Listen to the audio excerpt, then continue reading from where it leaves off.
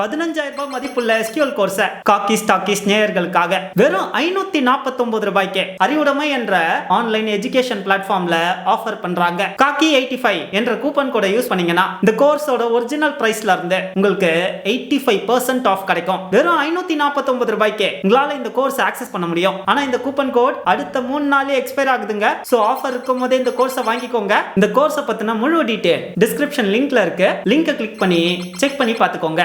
வணக்கம். இந்த வாரத்தோடைய அடுத்த விமர்சனம் ப்ளூ ஸ்டார். அடுத்தது ரிப்பப்ளிக் டே வருது. ஸோ ஃபேமிலி டைம் ஸ்பெண்ட் பண்ணிட்டு சனிக்கிழமை மணிக்கு ஈதர் மலைக்கோட்டை வாலிபன் இல்லை ஃபைடர் ரெண்டுத்தில் ஏதோ ஒரு படத்தோடைய விமர்சனம் சாட்டர்டே நைட் நான் அப்லோட் பண்ணுறேன். இந்த ப்ளூ ஸ்டாரை பொறுத்த வரைக்கும் ட்ரெய்லர் நிறைய பேர் பார்த்துருப்பீங்க. படத்தை ஆல்ரெடி 2 பாட்டு ஹிட்டுங்கிற மாதிரி சொல்கிறாங்க. நான் வயசாயிடுச்சுங்கிறனால தெரில யூத்தெல்லாம் என்ன என்ஜாய் பண்ணுறாங்கன்றது. ஸோ 2 பாட்டு ஹிட் ஆயிடுச்சு, சோஷியல் மீடியாவில் நல்லா வைரலாக போயிட்டு இருக்கு அப்படின்ற மாதிரி சொன்னாங்க. ஸோ அப்படியான இந்த படம் எப்படி இருக்குது அப்படிங்கிறத தெரிஞ்சுக்கிறதுக்கு முன்னாடி சப்ஸ்கிரைப் பண்ணாதவங்க சப்ஸ்கிரைப் பண்ணுங்கள், வீடியோ கீழே கமெண்ட் பண்ணுங்கள், லைக் பண்ணுங்கள், வீடியோவை ஷேர் பண்ணுங்கள்.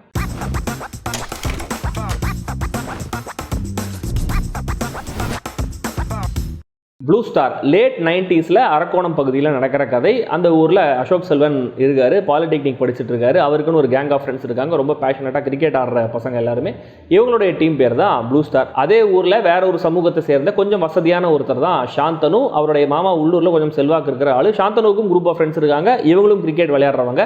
இவங்களுடைய டீம் பேர் ஆல்ஃபா பாய்ஸ். இந்த ஆல்ஃபா பாய்ஸுக்கும் ப்ளூ ஸ்டாருக்கும் அப்பப்போ ஏதாவது மோதல் நடந்துகிட்டே இருக்கு. ஒரு கிரவுண்டு பஞ்சாயத்து இருக்குங்கிற மாதிரி ஒரு சின்ன ஃப்ளாஷ்பேக்லாம் நம்மளுக்கு சொல்கிறாங்க. எப்போ பார்த்தாலும் முட்டி மோதிட்டு இருக்கிற இந்த 2 கேங்கும் ஒன்றா சேர்ந்து ஒரு டோர்னமெண்ட்டில் கிரிக்கெட் விளையாடணுங்கிற மாதிரியான ஒரு சூழல் உருவாகுது. அந்த சூழல் ஏன் உருவாச்சு, எப்படி உருவாச்சு, ஸோ இவங்கெல்லாம் ஒத்துமையாக சேர்ந்து ஒன்றா கிரிக்கெட் விளையாடி ஜெயிச்சாங்களா இல்லையா, இதெல்லாம் தான் ப்ளூ ஸ்டார்.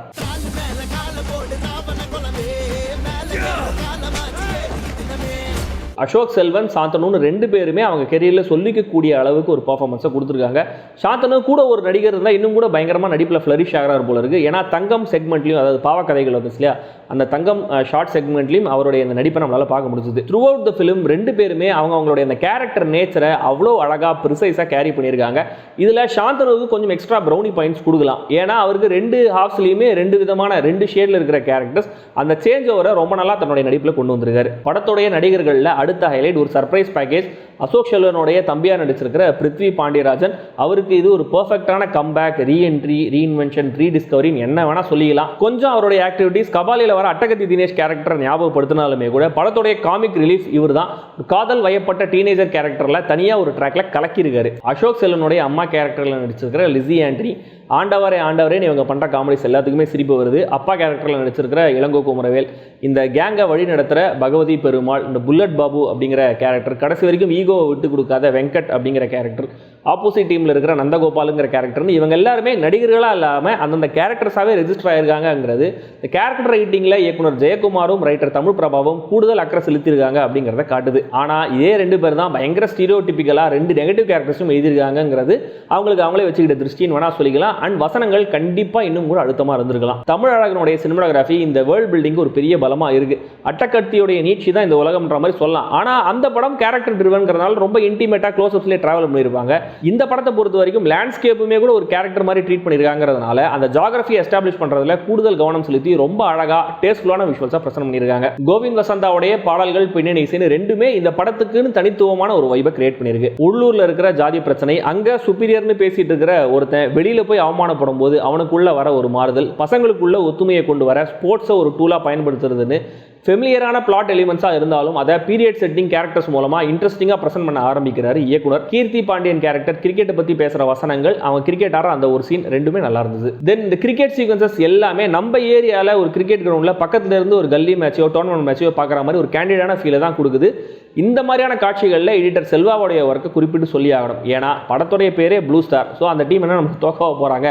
ஆனாலுமே கூட அந்த மேட்சஸோடைய ப்ராக்ரஷனை சுவாரஸ்யம் குறையாமே கொண்டு போயிருக்காங்க. அண்ட் முன்னாடியே நான் மென்ஷன் பண்ண மாதிரி பிருத்வி பாண்டியராஜனுடைய அந்த ட்ராக், அந்த கேரக்டர் டிசைன் ரொம்ப சுவாரஸ்யமாகவே இருந்தது. அந்த கேரக்டர் மட்டும் தனியாக வெளியில் எடுத்து நட்டகத்தி பார்ட் 2 மாதிரி ஸ்பின் ஆஃப் மாதிரி கூட ஏதாவது எடுக்கலாம் ஃபீல் ஆச்சு. இது பீரியட் செட்டிங்காக இருந்தாலுமே கூட இன்னும் கூட நியூஸ் பேப்பர்ஸில் இரு பிரிவினருக்கு இடையே மோதலுங்கிற மாதிரியான நியூஸஸ் நம்மளால் பார்க்க முடியும். ஸோ அது இன்னும் கூட ரெலவெண்டான இஷ்யூ தான். அண்ட் கிரிக்கெட்டில் இருக்கிற பாலிடிக்ஸை பற்றி இன்னும் கூட நிறைய பேர் பேச ஆரம்பிச்சிருக்கோம். ஸோ இப்படி ஃபெமிலியரான இஷ்யூஸை கையில் எடுக்கும்போது அதை ஃப்ரெஷ்ஷான சீன்ஸ் மூலமாக ப்ரெசென்ட் பண்ணலன்னா அது கொடுக்க வேண்டிய இம்பாக்டை கொடுக்காது. ஸோ இந்த பீரியட் செட்டிங் கேரக்டர்ஸ்லாம் அந்த ஃப்ரெஷ்ஷான ஃபீலை கொடுத்துருன்னு நினச்சிருப்பாங்களோ என்னமோ, எனக்கு பெருசாக இம்பாக்டாக ஃபீல் ஆகலை. ஒரே நேர்கோட்டில் பெரிய ட்விஸ்ட் அண்ட் டர்ன்ஸ் இல்லாமல் போகிற திரைக்கதை, திரும்ப திரும்ப ஒரே மாதிரியான காட்சிகள், ப்ராப்பரான க்ளோஷராக ஃபீல் ஆகாத லவ் ட்ராக்னு இன்னும் சில விஷயங்களும் இந்த படத்துடைய கல்ட் ஸ்டேட்டஸுக்கு குடிபறிச்சிருக்கு. இந்த படத்துடைய செட்டப், ஃப்ளோ, நரேஷன்லாம் நிறைய இடங்களில் எனக்கு சார்பேட்டா பரம்பரை படத்தை ஞாபகப்படுத்துச்சு. அதுவும் இந்த புல்லட் பாபு கேரக்டர்லாம் உள்ளே வரும்போது கண்டிப்பாக இது ஆல்டர்னேட் டைமில் டான்சிங் ரோஸ் கேரக்டர் தான் கன்ஃபார்மே ஆயிடுச்சு. அந்த அளவுக்கு அந்த படத்துடைய பாதிப்பு இந்த கிரிக்கெட் வெர்ஷனில் இருக்குது. கீர்த்தி பாண்டியனுடைய கேரக்டர் சார்பேட்டா பரம்பரை, மெட்ராஸ்னு 2 படங்களுடைய ஹீரோயின்ஸுமே கலந்து கட்டின மாதிரியான ஒரு கேரக்டர். அவங்க ஏன் எல்லா வசனங்களையும் ஒரே மாடுலேஷன்லேயே பேசுகிறாங்க அப்படிங்கிறது தெரியல. அந்த ஹீரோவுக்கு மோட்டிவேஷன் கொடுக்கறதுக்காக மட்டுமே இந்த கேரக்டர் வைக்கப்பட்டிருக்கா, இல்லை வேற ஏதாவது குறியீடு காரணங்கள் இருக்கா அப்படிங்கிறத என்னால் புரிஞ்சிக்க முடியல. சாந்தனும் அசோக் செல்வனும் பேசுகிற ஒரு சீன், தென் இன்டர்வல் பிளாக், வழக்கமாக ஸ்போர்ட்ஸ் ட்ராமா அந்த மாதிரி எமோஷனல் படங்களில் பயங்கர மோட்டிவேஷன் கொடுக்குற மாதிரி லென்த்தியாக மோனோலாக சில காட்சிகள், வசனங்கள்லாம் இருக்கும். அப்படிலாம் இல்லாமல் இருந்ததுன்னு ஒரு சில நல்ல விஷயங்களும் இந்த படத்தில் இருந்தாலுமே கூட எல்லாத்தையுமே படத்தோடைய நீளம் டைல்யூட் பண்ணிடுது. மொத்தத்தில் இந்த ப்ளூ ஸ்டார் நல்ல பெர்ஃபார்மன்ஸஸும் நல்ல கேரக்டர் ரைட்டிங்கும் இருக்கிற அண்டர்வெல்மிங்கான ஸ்போர்ட்ஸ் ட்ராமா. கிரிக்கெட் விளையாடின 90s குடும்பங்கள் கொண்டாடும் வெற்றின்னு வேணால் சொல்லிக்கலாம். ஏன்னா கிரிக்கெட் விளையாட 90s கிட்ஸுக்கு ரிலேட் ஆகிறது, இந்த கிரிக்கெட் சீக்வன்ஸ்லாம் ரிலேட் ஆக வாய்ப்புகள் அதிகம். பட் வெகுஜன மக்களுக்கான பொழுதுபோக்கு படமாக இது இருக்குமா அப்படிங்கிறத என்னால் சொல்ல முடியல. பட் இந்த படத்தோட ட்ரெய்லர் உங்களுக்கு இம்ப்ரெசிவாக இருந்துச்சுன்னா கண்டிப்பாக இந்த படத்தை நீங்கள் தேட்டரில் போய் ட்ரை பண்ணலாம். ஏன்னா அந்த ப்ராமிஸை இயக்குனர் காப்பாற்றிருக்காருன்னு தான் சொல்லணும்.